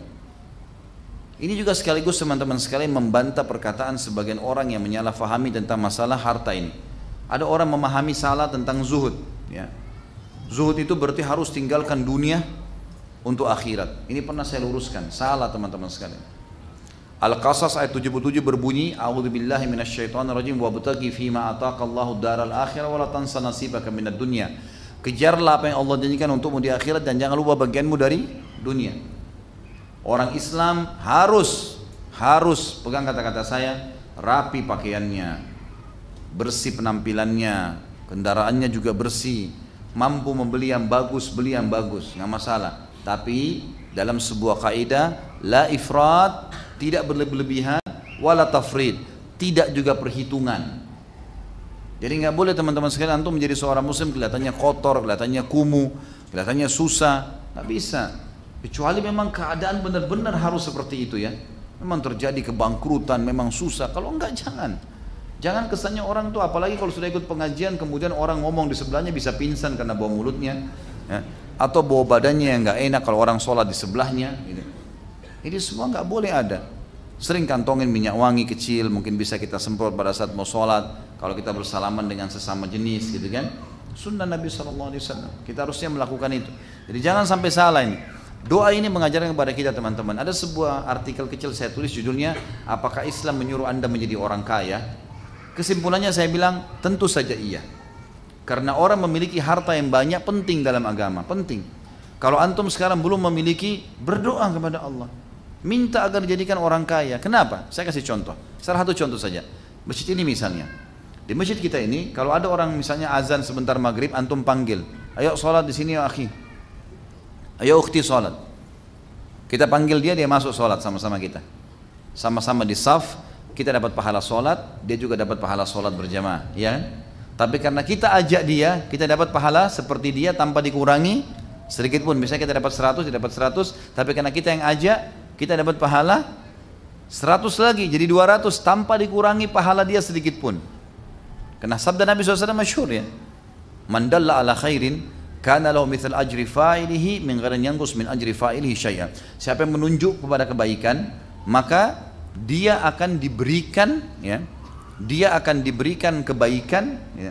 Siapa yang melakukan kebaikan ya, siapa yang menunjukkan pada kebaikan, dia akan diberikan pahala orang yang melakukan kebaikan tersebut tanpa dikurangi sedikit pun dari pahala orang yang diajak. Baik. Sekarang tadi saya ajak orang, saya dapat pahala, dia juga dapat pahala, saya dikasih pahala dia. Tapi pernah nggak teman-teman berpikir orang yang tidak hadir mungkin bersama kita di masjid ini, tapi dapat pahala kita? Bukan cuma kita, semua orang yang sholat. Siapa dia? Hah? Mana nih? Nggak ada suaranya. Bukan muadzin. Yang bangun masjid. Dari duitnya yang dia kasih ini, satu masjid dipanen pahalanya. Mungkin dia sudah nggak hadir di sini, mungkin. Kita nggak tahu. Misal masjid ini dulu waktu mau dibangun ada orang nyumbang-nyumbang, anggap 1.000 rupiah deh. Sempat dititipin sama dia. Digabung beliin pasir dan semen, jadilah masjid ini. Mereka panen pahala bukan cuma saya sama teman saya, tapi semuanya. Lihat pengaruh harta. Besar sekali. Pernah ada sahabat berkata miskin nih kepada Nabi SAW, ya Rasulullah, maaf teman, jangan sampai tersinggung, jangan sampai kita anggap remeh orang miskin, bukan. Kita mau menyampaikan tentang kedudukan Islam memandang mana kaya dan miskin ini. Kata Nabi SAW, dan kita semua bisa mengubah nasib ya. Tidak ada yang tidak bisa mengubah nasib. Bisa 1 tahun, 2 tahun berdoa, berikhtiar, insya Allah akan dikasih. Kata apa namanya? Saya sampai lupa apa yang mau dibahas. Subhanallah. Baik. Yang jelas kita dianjurkan teman. Nah, baik. Kalau kita sahabat miskin pernah datang kepada Nabi SAW lalu berkata begini dalam hadis Bukhari, ya Rasulullah, sahabat-sahabat kami yang kaya mengalahkan pahala-pahala kami karena apa yang kami kerjakan mereka kerjakan. Misal kami sholat mereka sholat, kami zikir mereka zikir, kami berdoa mereka berdoa, kami berjihad mereka berjihad, gitu kan. Tapi mereka mengalahkan kami dari sisi mereka bersedekah, kasih keluar harta. Kami nggak punya itu. Beritahukan kami amalan, kalau kami kerjakan kami dapat pahala sama dengan sedekah mereka. Kata Nabi, bacalah 33 kali subhanallah, alhamdulillah, Allahu Akbar. Karena akan dapat pahalanya. Ternyata hadis ini tidak terkekang di mereka saja, tersebar. Sahabat-sahabat yang kaya mengetahui zikir 33 subhanallah, alhamdulillah, Allahu Akbar ini sama pahala sedekah yang besar. Mereka amalin lagi tuh. Sahabat miskin datang lagi ke Nabi SAW, ya Rasulullah, yang kaya udah dengarin tuh. Seakan sampaikan kami lagi nih, gitu kan. Kata Nabi, dzalika fadlullahi yu'tihi may yasha. Itu karunia Allah yang Allah berikan kepada siapa yang Dia inginkan. Itu karunia teman-teman sekalian, ya. Jadi kejar prestasi dunia, dan saya sarankan teman-teman kunjungi ceramah di YouTube khusus saudaraku, ini adalah rahasia rezekimu. Tentu ini sudah banyak yang kunjungin, tapi waktu itu saya masih sampaikan 10 kiat menambah dan memperbanyak rezeki. Ada kemarin ceramah terakhir Tabligh Akbar di Makassar, insya Allah teman-teman tim sudah upload baru. Itu ada 15 kiat saya tambahkan di situ. Tambah 5 kiat lagi, mudah-mudahan itu akan sangat bermanfaat. Dan banyak teman-teman alhamdulillah yang sudah praktekin. Setelah beberapa waktu mereka mengatakan memang Ustaz, alhamdulillah berhasil, gitulah. Berhasil. Jadi lebih baik dari sebelumnya. Dan ingat ya, Allah kalau mau memberikan sebuah perubahan kepada kita memang tidak drastis. Di dunia ini kita punya proses. Kita lapar, prosesnya kalau minta sama Allah, dapat makanan dulu, kunyah dulu, kenyang dulu, telan dulu, baru kemudian masuk ke hilangin lapar. Seperti itulah. Capek, tidur dulu, bangun, baru kemudian hilang capeknya. Seperti itulah. Haus, kita cari air dulu, minum, ditelak, dituguk, baru kemudian hilang hausnya. Seperti itulah. Jadi ada proses teman-teman. Jangan antum tiba-tiba menghayal jadi miliarder dalam 1 hari atau 2 hari.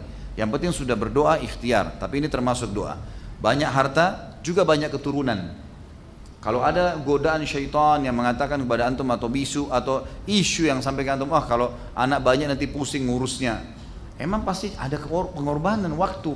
Tetapi anak-anak ini kalau jadi udah besar semua, baru kita rasakan manfaatnya. Mungkin masih kecil mereka lari-lari, mereka buat masalah. Wajarlah suka dukanya gitu kan. Semua ada pahalanya. Tapi kalau mereka sudah besar dan kita berhasil mendidik menjadi ahli Quran, menjadi ulama, mendoakan kita, itu luar biasa. Berapa banyak orang yang sudah anak-anaknya sudah besar, akhirnya sudah bakti dengan dia, baru dia rasakan manfaatnya, gitu kan?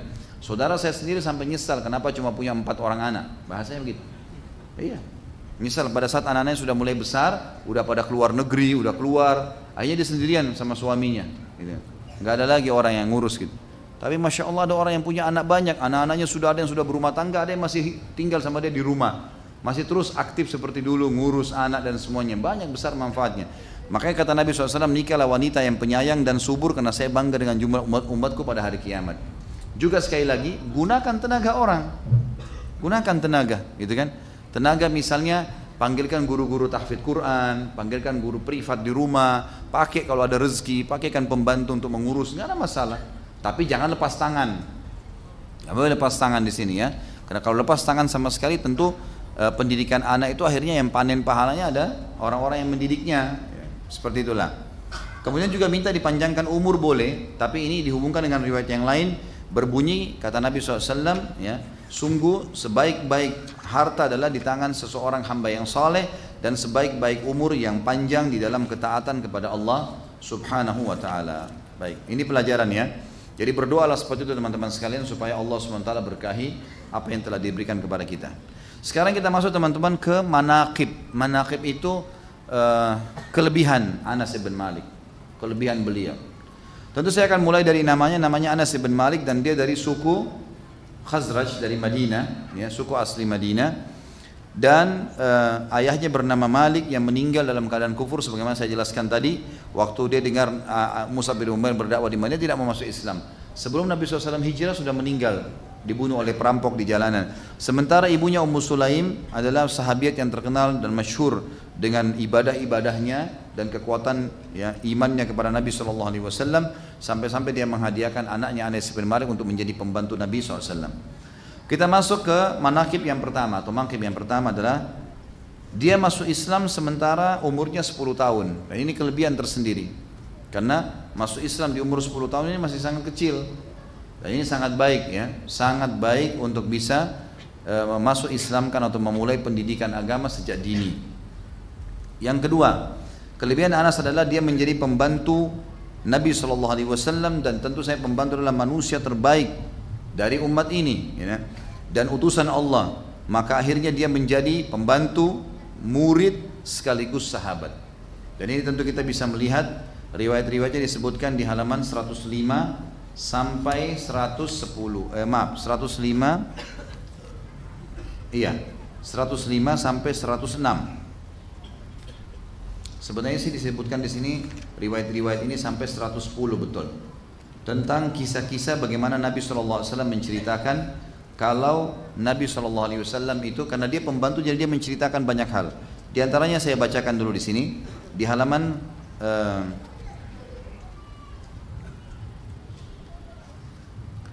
108 ya.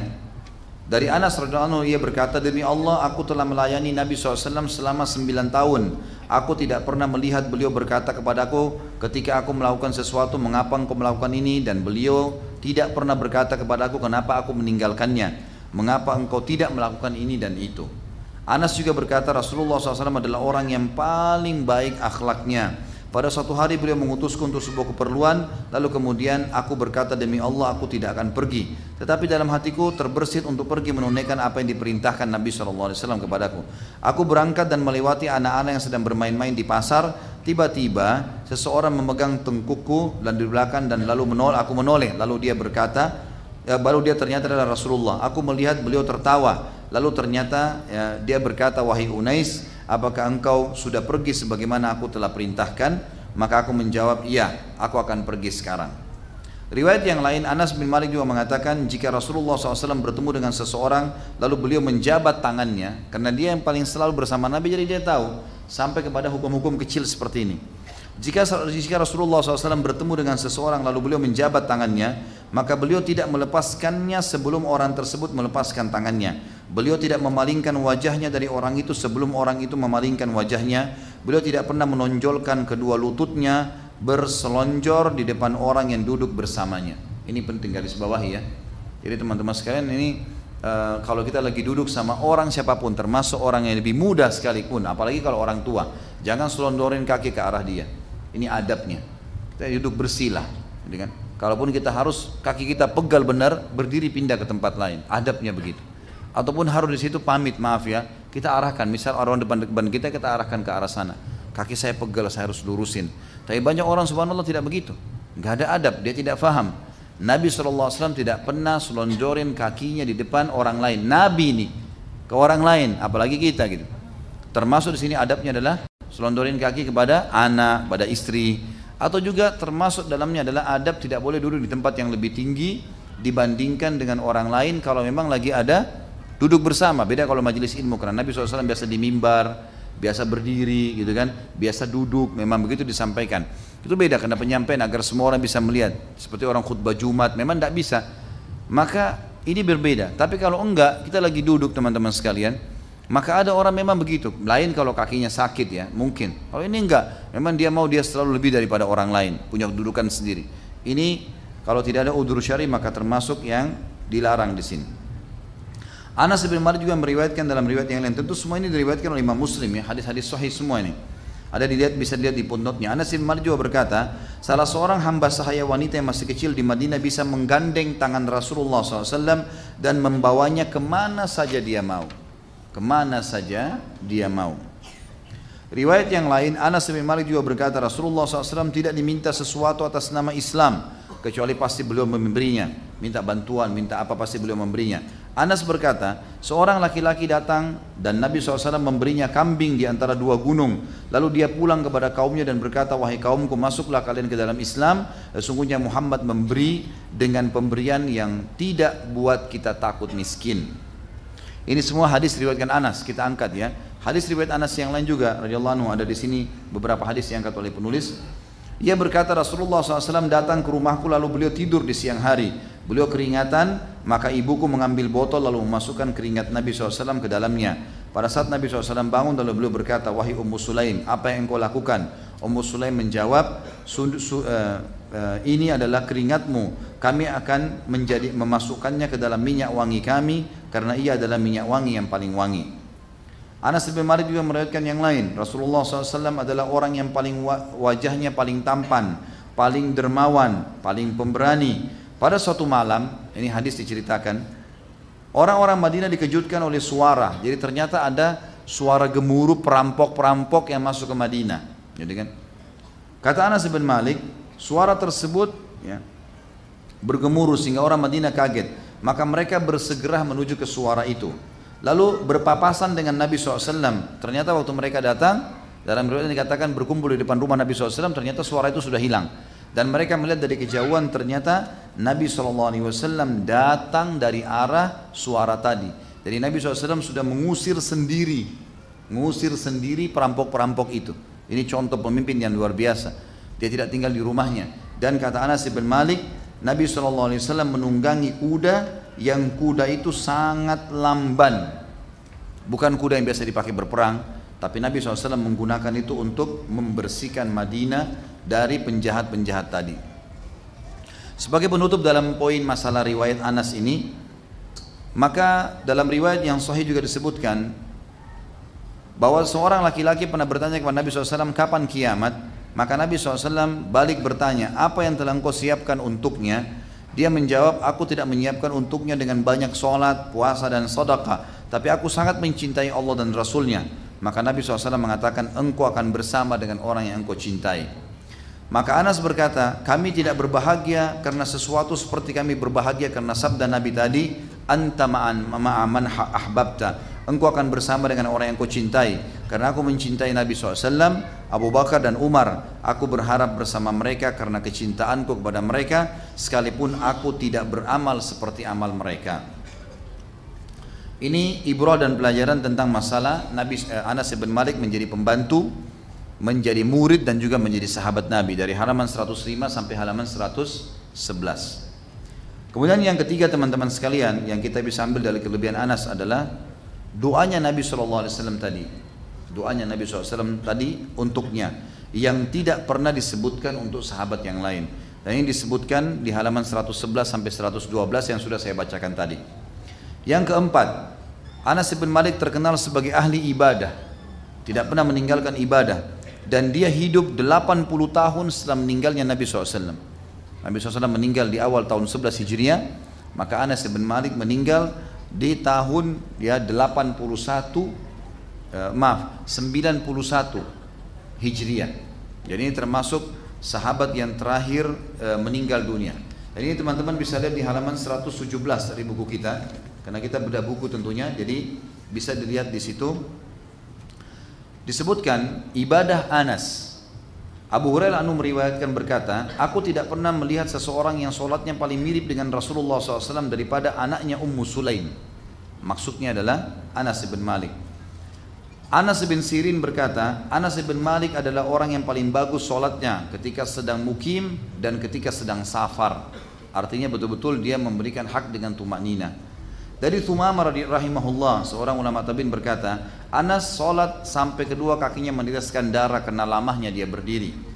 Juga Sulaim at-Taimi rahimahullah berkata, aku mendengar Anas berkata, tidak tersisa lagi dari orang-orang yang sholat kedua kiblat selain aku. Maksudnya semua sahabat ini sudah meninggal, tinggal aku di sini.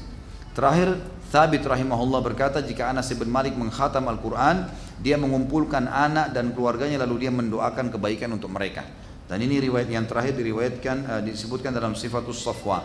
Dan ini ulama mengambil dari sini bolehnya setelah mengkhatam Al-Quran berdoa kepada Allah SWT. Sampai sebagian ulama ada yang menyusun doa namanya doa khatam Quran, gitu kan. Tapi yang jelas karena perilaku Anas bin Malik. Kemudian teman-teman sekalian, Anas bin Malik diberikan karamah, dan karamah ini kelebihan yang mangkib yang ke-5. Karamah yaitu doanya mustajab. Doanya mustajab, ya. Doa mustajab ini disebutkan di halaman 117. Jadi hampir semua yang dibaca oleh Anas bin Malik dalam doa diijabah oleh Allah SWT. Dari Thabit Al-Bunani rahimahullah yang berkata, orang yang mengurusi kebun Anas bin Malik pernah kebun yang luas sekali. Ada orang yang mengurus kebunnya datang lalu berkata, tanahmu kekeringan. Maka Anas memakai bajunya lalu dia keluar ke tanah lapang. Kemudian dia sholat dan berdoa. Tiba-tiba segumpal awan bergerak ke arah kebunnya. Di sana awan itu menumpahkan airnya sehingga selokan-selokannya penuh. Hal itu terjadi di musim kemarau. Lalu Anas mengurus sebagian keluarganya, lalu berkata, lihatlah sampai di mana hujan itu. Ternyata hujan tersebut tidak melebihi kebunnya kecuali sedikit saja. Artinya hujan ini hanya turun di kebunnya Anas bin Malik sementara musim kemarau. Musim kemarau. Dan yang terakhir teman-teman sekalian adalah riwayat yang menjelaskan kelebihan Anas. Yang ketujuh, beliau setiap malam melihat Nabi Muhammad SAW dalam mimpinya. Itu beliau sebutkan sendiri dalam halaman 118 penutupan bahasan kita. Al-Muthanna bin Sa'id rahimahullah berkata, aku mendengarkan Anas bin Malik berkata, tidak ada satu malam kecuali aku bermimpi bertemu kekasihku Rasulullah SAW. Kemudian Anas menangis. Dan ini menandakan bahwasanya wajar orang mimpi Nabi SAW, gitu kan? Tetapi sudah pernah saya sebutkan, mimpi-mimpi Nabi SAW ini tidak ada wirid khusus, tapi umumnya adalah orang kalau mengamalkan sunnah-sunnah Nabi SAW dan bukan mustahil. Ada orang yang berlebihan di sini, tidak mau menerima kalau orang mimpi Nabi. Ada juga orang yang berlebihan mengaku-ngaku dusta ketemu dengan mimpi atau mimpi Nabi. Ini dua-duanya nggak benar. Ada orang gitu ya, sama sekali mengatakan mustahil. Ini masa mau mimpi Nabi sih? Kok gimana caranya Nabi yang bilang? Dalam sebuah hadis riwayat Imam Ahmad itu, kata Nabi SAW, siapa yang melihatku dalam mimpinya maka dia melihatku, karena syaitan tidak akan menjelma. Ini riwayat menjelaskan Anas ibn Malik selalu mimpi setiap malam. Dan banyak sahabat, Utsman bin Affan pernah mengatakan mimpi Nabi SAW. Tidak sedikit di antara para ulama tabi'in ya, yang datang setelahnya dan ulama-ulama yang zaman sekarang pun mereka memimpikan Nabi SAW. Tapi ini semua karena kedekatan ibadahnya. Ulama memberikan kaidah, kalau seseorang itu dasarnya dekat dengan Nabi SAW dan yang dia lihat dalam mimpi memang cirinya Nabi, dengan ciri yang disebutkan alisnya, matanya, kulitnya, postur tubuhnya, janggutnya, semua ini memang sama dengan apa yang disebutkan dalam Syama'il Muhammadiyah, maka dia telah melihat Nabi SAW. Pastinya itu. Pernah ada yang tanya sama saya, Ustaz, ada seseorang mengatakan mimpi lihat Nabi, tapi yang dilihat itu Nabi berkulit hitam. Saya bilang itu nggak benar, karena riwayat menjelaskan Nabi kulitnya putih. Ada yang pernah mengatakan saya lihat Nabi tapi Nabi orangnya pendek. Nggak benar, Nabi jerbu, ya kan? Tidak terlalu tinggi, tidak terlalu pendek, tapi orangnya kekar, tinggi, gitu kan? Alisnya tebal, hidungnya mancung, kulitnya putih, pipinya kemerah-merahan, bola matanya besar. Nabi SAW memang memiliki ciri khas, gitu kan? Maka siapa yang melihat ini pasti melihatnya. Ini wahyu. Jadi jangan berlebihan ya. Jangan sampai mengatakan tidak mungkin ada orang mimpi. Ada juga orang yang membuat-buat berita dusta kalau mimpi. Hati-hati. Ya, kata Nabi SAW, siapa yang dusta tentang saya, maka tentu saja dia akan mendapatkan tempatnya di api neraka. Kita dulu teman-teman sekalian dengan setelah kehidupan yang cukup panjang dan penuh dengan berkah dan kebahagiaan karena dia telah mendampingi Nabi SAW, kemudian mengamalkan semua apa yang Nabi ajarkan sehingga akhirnya meninggal dunia, terlihatlah hasil berkah yang telah Allah berikan itu. Maka setiap muslim semestinya, ini pelajaran buat kita penutup, setiap muslim mengambil pelajaran dari orang-orang yang sudah meninggal dunia, karena dengan orang yang sudah meninggal dunia kita dapat pelajaran besar dari situ. Dan jangan ambil pelajaran dari orang yang belum meninggal dunia, sehingga mereka belum ketahuan ini baik atau tidak. Dan orang-orang yang paling baik dicontohi adalah para sahabat Nabi ridwanullahi alaihim. Artinya ikutin langkah mereka, nikmatin proses hidupnya. Ada cobaan kita bersabar, ada nikmat kita bersyukur, meninggal insya Allah kita akan bersama dengan mereka. Mudah-mudahan apa yang kita bahas hari ini bermanfaat dan insya Allah dijadikan sebagai tambahan amal kita pada hari kiamat. Semoga semua yang berbuat salah dan dosa dimaafkan oleh Allah, dan semoga semua yang sakit semoga penyakitnya, yang memiliki utang dilunasi utangnya, dan juga seluruh muslimin di Palestina, di Syria, di Yaman, di Irak, di Myanmar, di Aqsa yang sedang tertindas, semoga Allah berikan kemenangan dan Allah partisipasikan kita bersama mereka di pahala. Subhanakallahumma bihamdika asyhadu an la ilaha illallah astaghfirullah wa atubu ilaih. Wassalamualaikum warahmatullahi wabarakatuh.